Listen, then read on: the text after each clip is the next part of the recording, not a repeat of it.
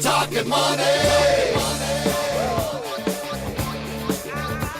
And we're back. It's Talkin Money with Jeff Tarbell.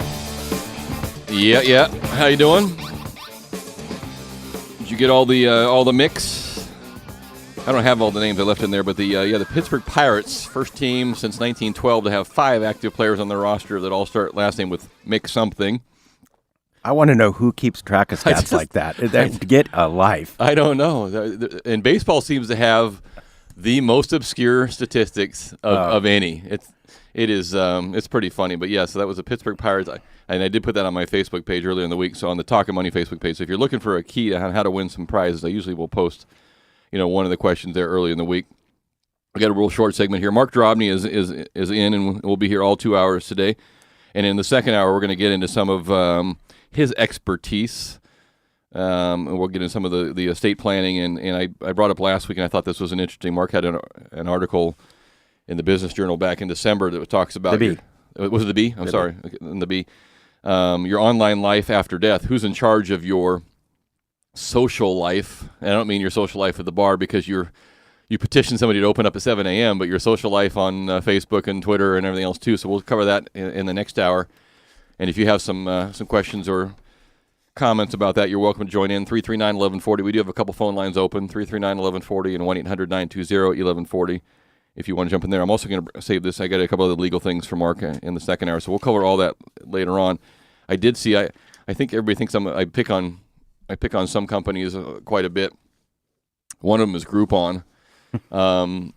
Groupon, I mentioned this during my reminder of the show that comes out on Friday. Groupon, if you invested $20 in Groupon in their initial public offering, you're down to $15 and going the wrong direction. So Groupon is having some troubles, and they not just say they're having troubles with their stock value, they're having troubles with the SEC. I mean, it's just the way that they report.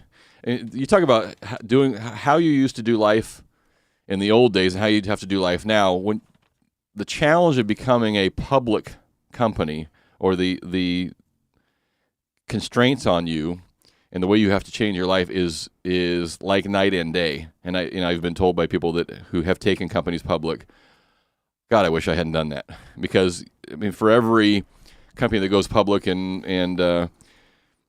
Facebook becomes a billionaire, there's many who become public who don't necessarily get a bump in their pricing. And like in this case, it went down. At least you can sell your stock to somebody else, right, which is the advantage. But now everybody in the world gets to climb through your shorts and figure out what you're doing and you're not doing right.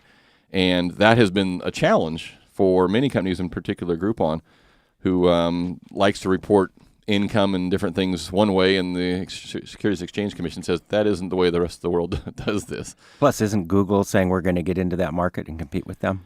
Well, and once Google offers the same product as Groupon, Groupon's going to be worth nothing. Isn't it? And it's early on a Saturday, but didn't Groupon turn down Google's offer? Yes, they did. Yeah. Here's a small business note for you first-time investors out there.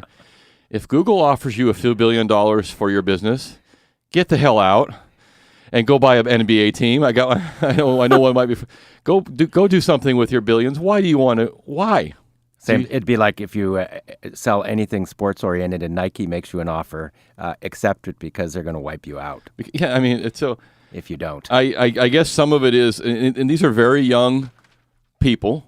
And some of it is like, hey, you're not going to. I created this widget, and I'm going to run it. I'm going to run with it, and it's going to be my widget, and I'm going to make more money than you ever did, Google. But then there's me, who just says, Jeff, we want to give you a couple $1 billion. You get a good idea. Thank you very much. Take the money. And let me leave my shoes here just in case you want them too. I am out of here. I am going to have the biggest boat that's being crapped on in Fort Lauderdale ever. Exactly. And I'll even get out and wash it because I got nothing else to do. But anyway, we find that interesting as well. So we'll talk about that. I did see have you been following any of the light rail, not light rail, but the high-speed rail discussion? A little bit. This scares me. Okay, this scares me. Now we're not talking about hundreds of millions of dollars in arenas, which is peon money compared to, we're talking about Billions of dollars for a train to go from like Fresno to Bakersfield. Billions of dollars. And you don't have to you can make a statistical error and put yourself out of business. And I'm talking about putting and the state's already out of business, and we're going to be more out of business. So we'll talk about that as well. Because somebody decided on paper they're going to lower we decided to lower the estimate from $98 billion to $68 billion. Because you know darn well that things always get cheaper on paper than they do in reality. And then when they build it, we forgot about this, we forgot about that. I'm telling you, I'm watching them build this little section. I have a client who's doing the section in Honolulu. They're building a section this big, and they are already way over budget. Way over budget. My name is Jeff Tarbell. That's Mark Drobny. Hour 2 is on its way. Hang around. We got full phone lines and a lot of stuff to give away. We'll be right back.